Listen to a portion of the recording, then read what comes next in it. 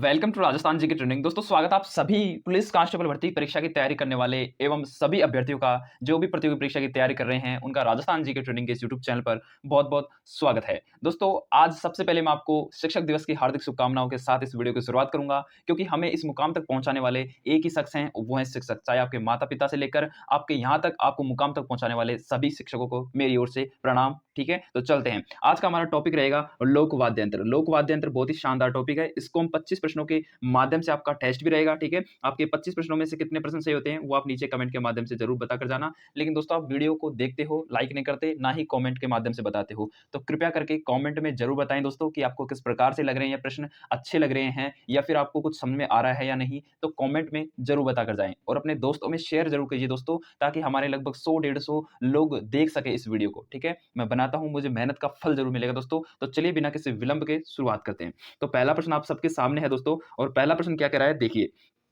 पहला प्रश्न कह रहा है कि राजस्थान मूल के प्रख्यात शास्त्रीय वादक रामनारायण तथा सुल्तान खां का संबंध किस वाद्य यंत्र से है। दोस्तों वाद्य यंत्र टॉपिक है, आपने अच्छे ढंग से पढ़ रखा होगा, लेकिन नहीं भी पढ़ रखा तो कोई बात नहीं है। 25 प्रश्न है, बहुत ही शानदार प्रश्न है और सभी के सभी प्रश्न पिछली भर्ती परीक्षाओं में पूछे जा चुके हैं। ठीक है, आपसे पूछ रहा है कि प्रख्यात शास्त्रीय वादक रामनारायण तथा सुल्तान खां का संबंध किस वाद्य यंत्र से है। दोस्तों ये अपने सारंगी वाद्य यंत्र के क्या है, संगीतज्ञ हैं। ठीक है, सारंगी वाद्य यंत्र के शास्त्रीय वादक हैं। ठीक है, कौन है, रामनारायण तथा सुल्तान खां, रामनारायण और सुल्तान खां। ठीक है, तो ये सारंगी के हैं, किसके हैं, सारंगी वाद्य यंत्र से इनका संबंध है। ठीक है, इसके अलावा आपसे पूछ सकता है कि भाई बफंग का कौन है, बफंग के जो शास्त्रीय वादक हैं वो कौन है, तो उमर फारूक और जहूर खां है। कौन है, उमर फारूक और जहूर खां है। नड़का आपसे पूछ सकता है इसी प्रकार, तो नड़का पूछ ले तो आपको बताना है करना भील इससे संबंधित वादक या कलाकार हैं। ठीक है, खड़ताल का पूछ सकता है तो खड़ताल का आपको बताना है संदिग्ध खां। कौन है, संदिग्ध खां। और अलगोजा का पूछ ले आपसे तो आपको बताना है रामनारायण चौधरी। तो इसी के साथ चलिए नेक्स्ट प्रश्न की ओर चलते हैं। दूसरा प्रश्न है कि निम्न में से कौन सा तार वाला वाद्य यंत्र नहीं है। दोस्तों तार यानी तत्वाद्य यंत्र, तार यानी तत्वाद्य यंत्र, तो इनमें से कौन सा तत्वाद्य यंत्र नहीं है। ऑप्शन नंबर 1 सौर मंडल नहीं है दोस्तों, सुरमंडल है। ठीक है, रावण हत्ता, तासा और कमायचा। दोस्तों इनमें से आपसे पूछ ले कि तार वाला वाद्य यंत्र इनमें से कौन सा नहीं है, यानी कि ऐसा वाद्य यंत्र जो तार द्वारा नहीं बजाया जाता, यानी कि जिस वाद्य यंत्र के अंदर तार नहीं पाए जाते, वो कौन सा है। दोस्तों सौर मंडल बोल दीजिए, सुरमंडल, इसमें तार पाए जाते हैं। ठीक है, रावण हत्ता में तार पाए जाते हैं, कमायचा में तार पाए जाते हैं, लेकिन ताशा में दोस्तों, ताशा में तार नहीं पाए जाते, यानी कि तार एब्सेंट रहते हैं। ठीक है, तार एब्सेंट रहते हैं। ठीक है, अब तार के कौन-कौन से हैं दोस्तों, जो तार के वाद्य यंत्र हैं वो कौन-कौन से हैं। सुरमंडल हो गया, बिल्कुल। रावण हत्ता हो गया, बिल्कुल। कमायचा हो गया, बिल्कुल। इसी के साथ दुकाको, चौतारा, ठीक है, सारंगी, ये सभी क्या है, ये क्या है, सारंगी। हाँ, बिल्कुल सारंगी दोस्तों, सारंगी भी क्या है, तत्वाद्य यंत्र के अंतर्गत आता है। ठीक है, तो चलिए आपका सही होगा शायद। ठीक है, आपने सही जवाब दिया होगा। चलिए अगला प्रश्न कह रहा है कि जंतर वाद्य यंत्र किसके द्वारा बजाया जाता है। दोस्तों जंतर वाद्य यंत्र आपसे पूछ ले कि किसके द्वारा बजाया जाता है, तो आपको बताना है दोस्तों जंतर वाद्य यंत्र। जंतर वाद्य यंत्र की बात करें, हाँ, तो साथियों जंतर वाद्य यंत्र की बात है, तो जंतर वाद्य यंत्र दोस्तों आपसे पूछ ले कि किसके द्वारा बजाया जाता है, तो जंतर वाद्य यंत्र है प्यारे साथियों, अपने जो देवनारायण जी के जो भोपे होते हैं, उनके द्वारा जंतर वाद्य यंत्र का उपयोग किया जाता है। ठीक है?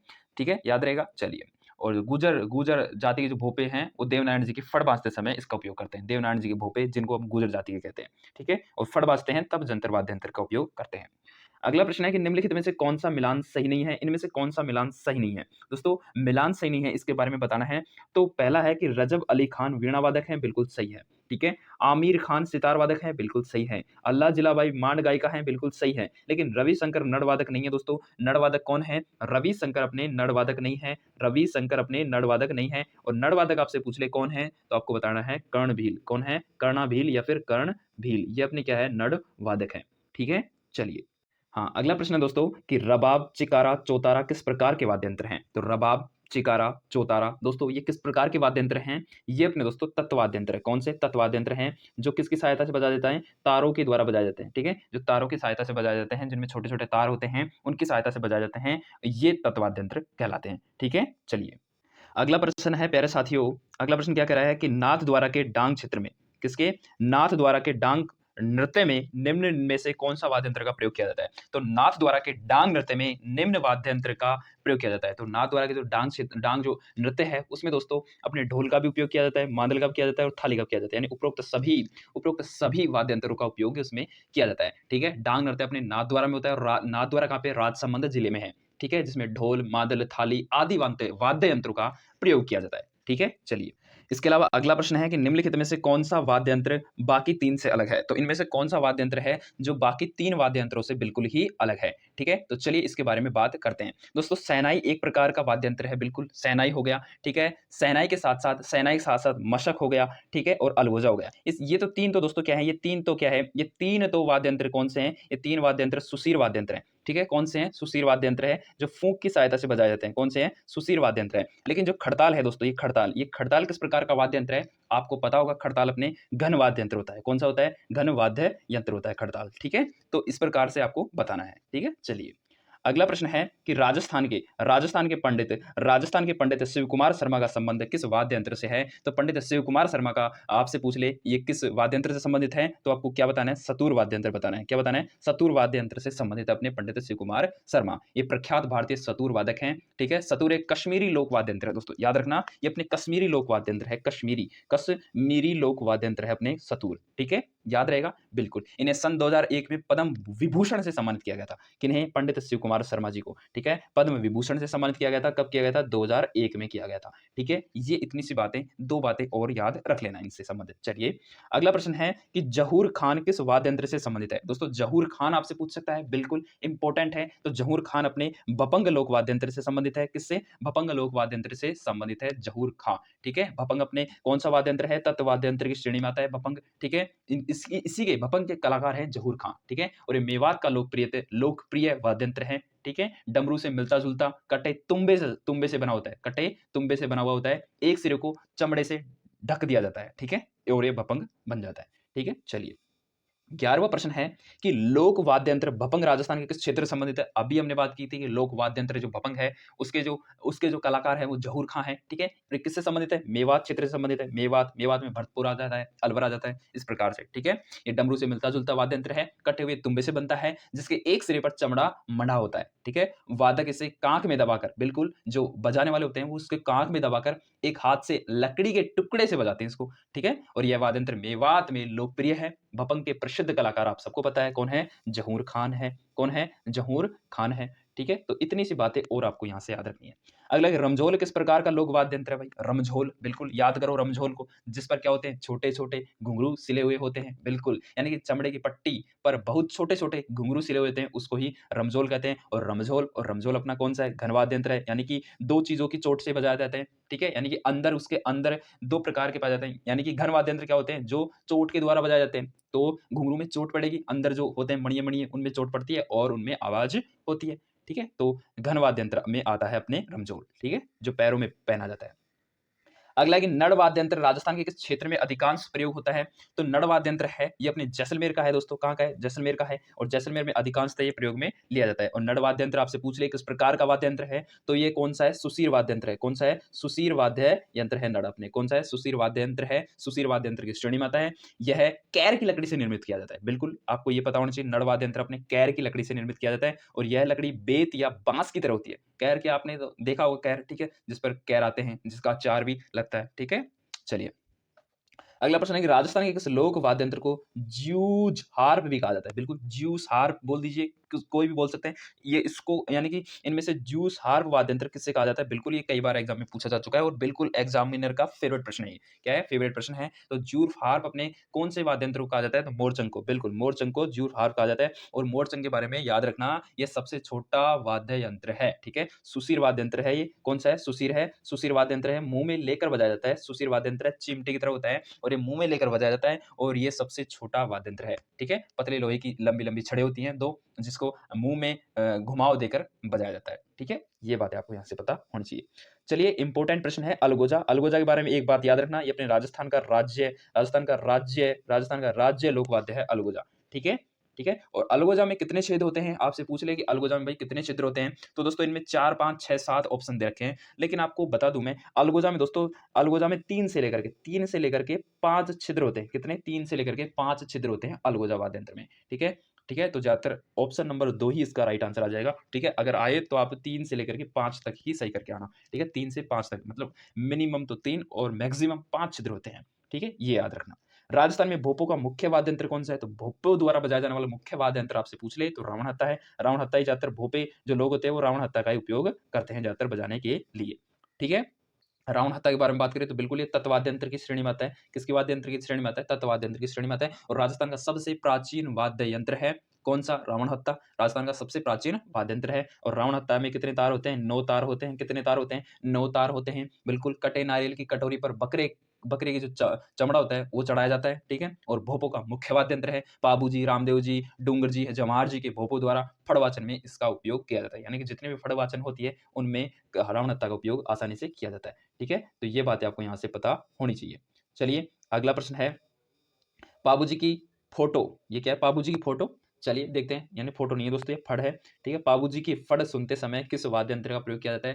यानी कि बाबूजी की फड़ सुनाते समय इनमें से कौन से वाद्य यंत्र का उपयोग किया जाता है? तो मैंने आपको बताया था कि फड़ सुनाते समय चाहे किसी की फड़ ले लीजिए, रावण हत्था का उपयोग किया जाएगा। किसका किया जाएगा? रावण हत्था का उपयोग किया जाएगा। बाबूजी की फड़ वाचन में भी किया जाता है। रामदेव जी, डूंग जी, जवाहर जी के भोपे बजाते हैं इसको, ठीक है? भोपों का मुख्य वाद्य यंत्र है ये, ठीक है? चलिए, अगला, किस लोक वाद्य में महारत होने से साकर खान को 2012 में पद्मश्री से सम्मानित किया गया था? यानी कि ऐसा कौन-सा लोक वाद्य यंत्र है जिसमें वो बिल्कुल महारत थे और उनको 2012 में पद्मश्री से सम्मानित किया गया था साकर खान को? तो साकर खान को कमायचा में, बिल्कुल दोस्तों, कमायचा में महारत के लिए 2012 में पद्मश्री से नवाजा गया था। बिल्कुल, पद्मश्री से नवाजा गया था और ये मूलतः ईरान शैली का वाद्य यंत्र है। कौन-सा? ईरान शैली का वाद्य यंत्र है कमायचा, ठीक है? कमायचा ईरान शैली का वाद्य यंत्र है, ठीक है? और मांगणियार जाति द्वारा प्रयोग में लाया जाता है। मांगणियार जाति द्वारा प्रयोग में लाया जाता है और साकर खां जो हमीरा जैसलमेर के थे, उनको 2012 में पद्मश्री अवार्ड मिला और गेवर खां, फिरोज खां, दारा खां अन्य इसके कलाकार हैं, ठीक है? ज़्यादातर मुस्लिम लोग दोस्तों वाद्य यंत्रों के कलाकार माने जाते हैं, ठीक है? और ज़्यादातर मुस्लिम लोगों को ही